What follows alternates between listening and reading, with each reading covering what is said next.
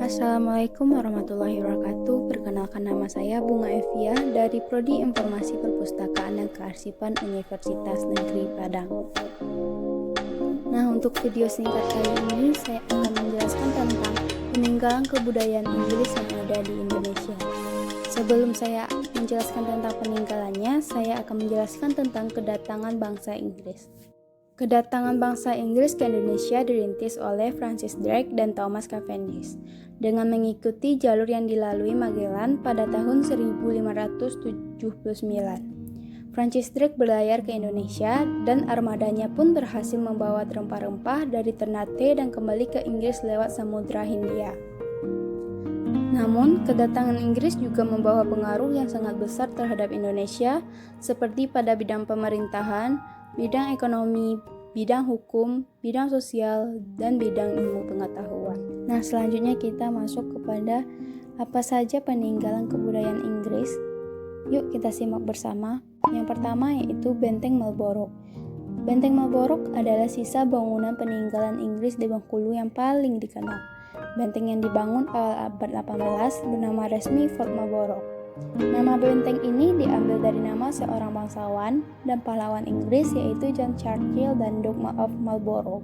Nah, uniknya pada bangunan ini dapat kita lihat bahwa jika kita melihat benteng ini dari atas, dapat menyerupai kura-kura berdiri di sebuah lahan seluas 44.100 meter persegi.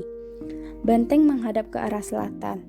Bentuk benteng ini sesuai dengan desain asli bangunan yang lazim dibuat di abad ke-17. Benteng dikelilingi parit dan ada jembatannya terletak di pinggir laut. Nah, yang kedua itu yaitu Tugu Thomas Park, yang merupakan suatu bentuk bangunan yang didirikan untuk memperingati suatu peristiwa yang bersejarah. Nah, tugu ini juga bernama dengan Kuburan Bule. Kuburan Bule ini merupakan mausoleum untuk Thomas Park. Siapa Thomas Park itu? Thomas Park itu adalah seorang presiden dari pasukan Inggris di Bengkulu.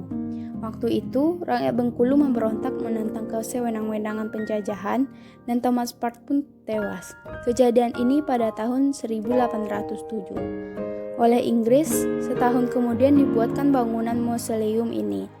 Bagi masyarakat Bengkulu, kuburan ini dipandang sebagai bukti mereka tak takluk pada kolonialisme. Atau dapat juga kita ketahui bahwa kuburan bule adalah bukti perjuangan rakyat Bengkulu terhadap penjajahan dari bangsa asing. Yang ketiga yaitu Gedung Daerah Rumah Raffles. Nama Raffles banyak tercatat dalam sejarah Indonesia. Namanya disamakan untuk bunga Rafflesia arnoldi. Bunga itu sudah sangat identik dengan provinsi Bengkulu. Karenanya, Bengkulu juga dapat julukan Bumi Rafflesia. Selain itu, Raffles juga menghasilkan buku sejarah yang sangat terkenal yaitu The History of Java, juga mendirikan Kebun Raya Bogor.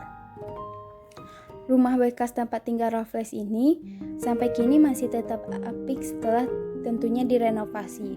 Rumah berubah fungsi menjadi rumah dinas gubernur yang dinamakan Gedung Daerah Balai Raya Semarang. Selanjutnya yang keempat yaitu Makam Inggris. Bukti lain tentang peradaban yang dibangun East India Company di Bengkulu yaitu Makam Inggris. Makam ini adalah makam untuk ratusan tentara yang meninggal di masa awal kolonisasi. Mereka wafat karena berbagai penyakit tropis akibat sanitasi buruk seperti kolera, malaria, disentri, dan juga korban perang. Area makam ini ada sekitar 1.000 nisan dengan berbagai ukuran yang artistik dan monumental, dan luasnya kurang lebih 4,5 hektar. Nah, di sini kita dapat lihat makam Inggris tampil berbeda. Ada gapura putih di pintu masuk, lahan pemakaman sudah ditumbuhi rumput hijau. Nisan yang masih ada hanya tinggal sedikit dan ada jarak cukup besar antar nisan. Nah, yang kelima atau yang terakhir yaitu Tugu Hamilton. Didedikasikan untuk Kapten Robert Hamilton yang tewas di tangan rakyat Bengkulu pada tahun 1793. Tugu ini berbentuk sederhana, tak seperti Tugu Thomas Park. Bentuknya segi empat dan ada prasasti yang menyebut Hamilton sebagai second member of government. Tak seperti 4 bangunan terdahulu yang letaknya berdekatan, Tugu Hamilton ini malah lebih dekat ke rumah Ibu Fatmawati dan rumah pengasingan Bung Karno.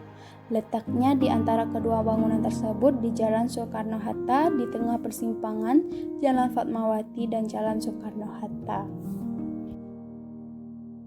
Nah, sekianlah informasi yang dapat saya jelaskan untuk video kali ini. Semoga bermanfaat bagi kita semua. Saya akhiri dengan Assalamualaikum warahmatullahi wabarakatuh.